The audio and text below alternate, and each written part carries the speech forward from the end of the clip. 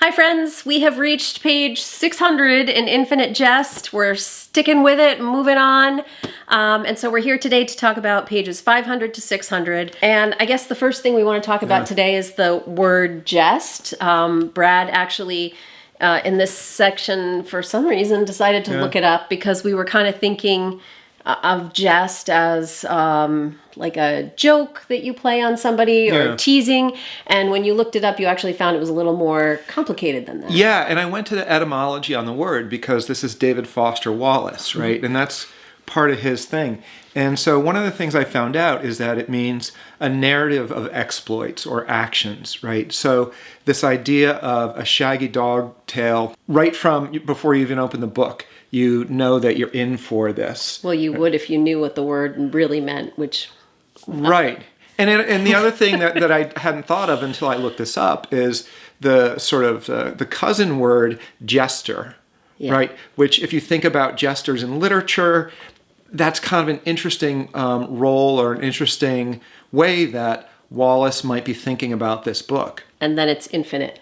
Right. It kind of felt infinite to me from this section.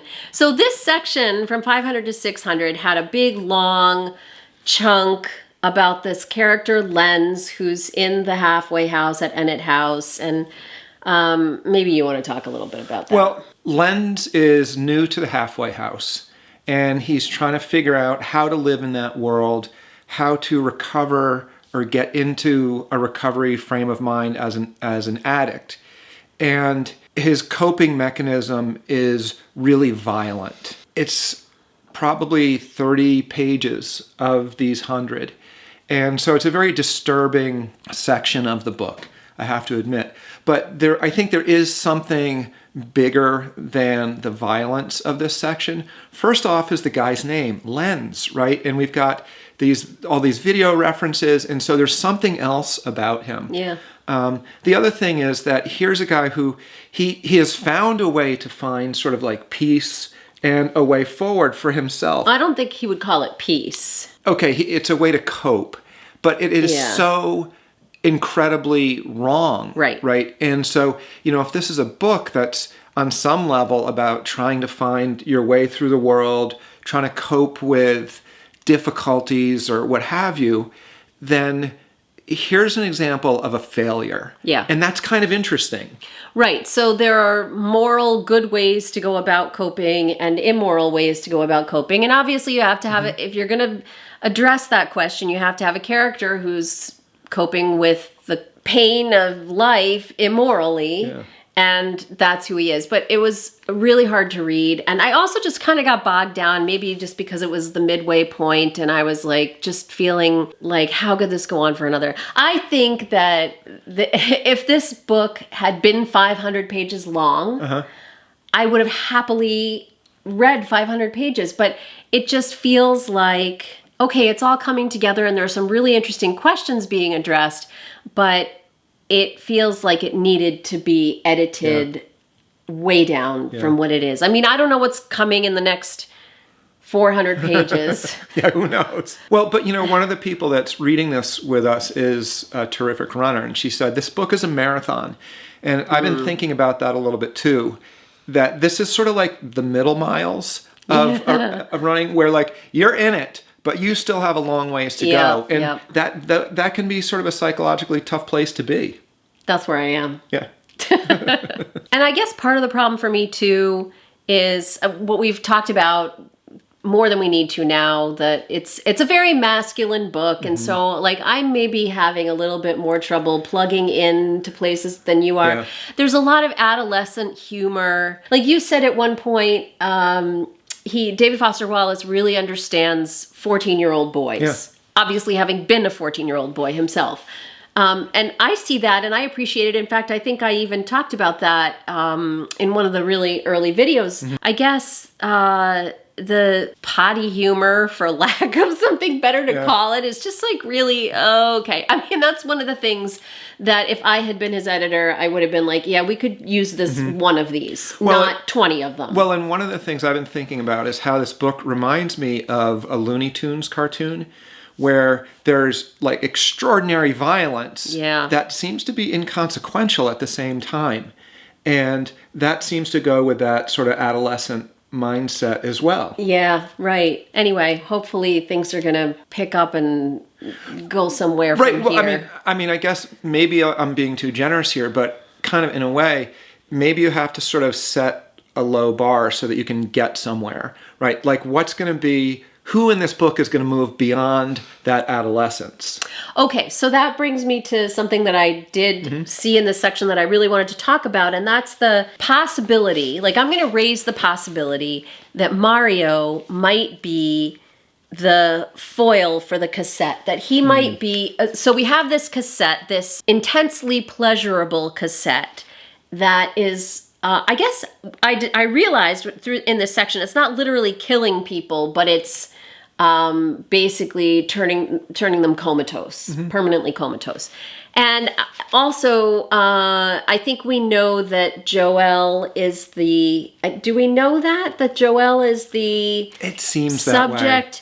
And so I started to wonder, are all the victims male? Like, have any women actually, because I feel like if the way the cassette is, kind of getting to them is, let the cat come on. Do you have something to say? So I kind of feel like if the way the cassette is killing people or destroying people is through her beauty, then, I think most women could probably sit through that without any problem. So I'm not sure whether... like, again, is it just men who are being... Okay, so I'll see if I can cut DFW some literary slack here. Yeah. Right? In a way, he is coming out of this long tradition of authors like Shelley and this idea of the sublime, overwhelming experience, right? Okay. That somehow there's like beauty is truth, truth, beauty, and this is about a beauty that is just so overwhelming that it just like blows circuits. Yeah, okay. So there's that. But I'm seeing that Mario is possibly the foil for that. And the reason is that towards the end of this section on 592, he's confused about the fact that the other boys at the tennis academy don't want to, they're embarrassed by what's real. It says the older Mario gets, the more confused he gets about the fact that everyone at ETA over the age of about Kent Blott finds stuff that's really real uncomfortable, and they get embarrassed. It's like there's some rule that real stuff can only get mentioned if everybody rolls their eyes or laughs in a way that isn't happy. And of course, we all know that. Like, we've all seen that. The value of cynicism over authenticity. Yeah. And so I think the book, like, one of the things I would say is a theme of this book right now is that desire for authenticity. And I've certainly seen that in essays of David Foster Wallace's that I've read. So I think that's interesting. And I think Mario might be, he's a filmmaker like his father. He might be able to counter that in some way. Well, one of my favorite Mario scenes, because it's one of those sort of weird moments and you think, okay, the author's up to something here, is when Mario is in the tennis bubble filming and he leans out over some railing and is hanging straight out over, filming directly down. And all he does is film. There's no judging. It's just taking in the information and providing sort of feedback and honesty. But not providing feedback, just letting people see themselves authentically. Right. It's a pure reflection. Yeah. And the reason he's able to do that, we're told, is because he doesn't feel pain. So he's not afraid of falling and hurting himself or being out there in the harness or whatever. So that, like, I don't know, that maybe plays into it somehow too, that he's not troubled by things in the same way that other people are. So I just think I'm going to keep my eye on him. I think that's kind of interesting. I don't really know what to do with it yet, but I think that definitely seems to be surfacing. There was one other thing I wanted to bring up, and then I don't know what else you want to talk about in this section, but that was a passage early on in 504 about the dangers of marijuana abuse. And it just struck me because, of course, that's in the news a lot because marijuana is being legalized in so many places. And I was kind of taken aback by this passage because I think that culturally we're all talking about it now as if it's no big deal. And I don't really have a position on it. I don't really care one way or the other what happens. It's certainly not something I But you do get a sense that David Foster Wallace knows about this topic. He knows what he's talking about. And so there's a scene here on 503 where they're at a Narcotics Anonymous meeting, some of the people who live in Ennett House, and he writes, everybody who raised their hand to share concurred on the insidious ways marijuana had ravaged their bodies, minds, and spirits. Marijuana destroys slowly but thoroughly was the consensus. And this passage goes on to describe all of the symptoms of withdrawal from THC, the loss of appetite, the mania and insomnia, the chronic fatigue and nightmares, the impotence and cessation of menses and lactation, the circadian arrhythmia. It goes on. And it just really struck me because that's not how we talk about pot socially. Yeah. So it was a little bit chilling, honestly. Yeah. There's a dark underbelly that's maybe not really being talked about right now. So that passage really kind of struck me anyway. So anything else you want to talk about in this section? You know, one of the things that I thought was really interesting was the conversation between Gately and Joelle, right? And I'm kind of surprised that you didn't look at this a little bit because, you know, you're always looking for Joelle.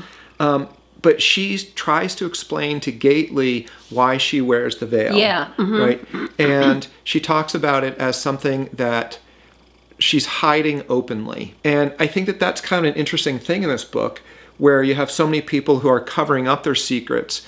And her way of dealing with her deformity, she calls it, is to just signal its presence. So there's something going on there. And Gately is a really interesting guy because on the one hand, he thinks that she is just kind of blowing him off with pseudo-intellectual language and things like that. But on the other hand, he's still curious. I think he senses that maybe there's something substantial here. So that's a conversation that I want to keep an eye on. And I think it's an interesting counterbalance also to Lenz and Green when they're out on that sort of evil pursuit. The two conversations are happening at the same time, or the two events. And so I wonder if they're supposed to be counterbalancing each other in some way. Like how would they be counterbalancing one another? The conversation between Joelle and Gately is like, it's a conversation. They're actually interacting. Whereas Lenz and Green, Lenz is kind of out there on his own in a couple of ways. And Green is literally in the shadows. And he sees, like they get separated and he sees from a distance what Lenz is doing. So again, it's this thing about being seen for who you are and being seen.